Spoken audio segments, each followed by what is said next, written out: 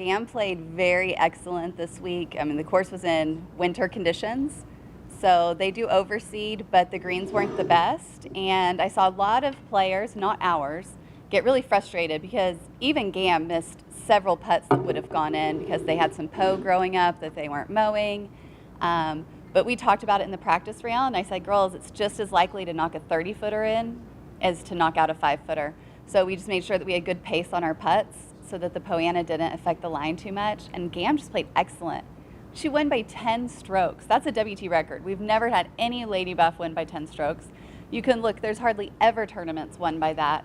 And it just really goes to show like her process, you know, and her mentality going into the tournaments. Do you feel like that, I mean, considering that she could have taken Luki's record there? Because I think she had the second best, I guess, shooting record there at like 2 or 3 strokes better than GAM?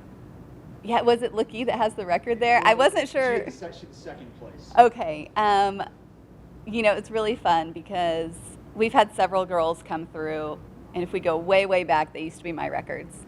And if you look at current record books, they're none of mine. And then we had Glory Jang Thong Siri, who's in our Hall of Fame, and she had all the records. And then there was another group right after her with 3 really solid players, and they've changed all their records. And now GAM and Alyssa and Lolly are destroying those records. So it's so much fun to see because each week they're accomplishing things that all of their alums tried to do and are so proud of them for doing. And the current girls are also so proud of the alums for setting that standard and laying that groundwork for them to be able to have this experience and achieve these goals. You won by like 34 shots, some ridiculous thing like that.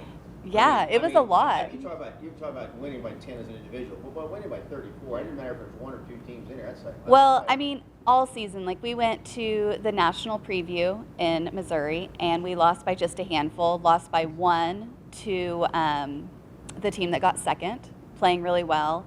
A few weeks ago down in Houston, we lost to Dallas Baptist, who was ranked number 1 in the country at the time, but it was by 3 strokes.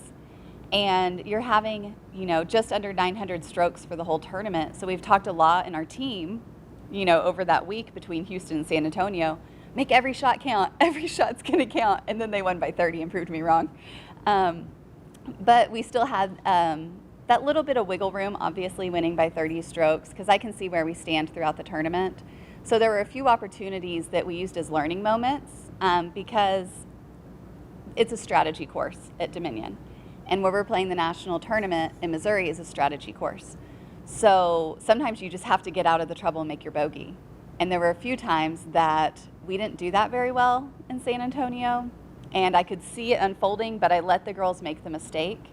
If it had been tight, I would have corrected them right then. But if they learn that on their own and see what happens, they're going to make that right decision when we're at the conference tournament or the regional championship or the national championship. So I felt like our girls have been growing a lot and just doing great.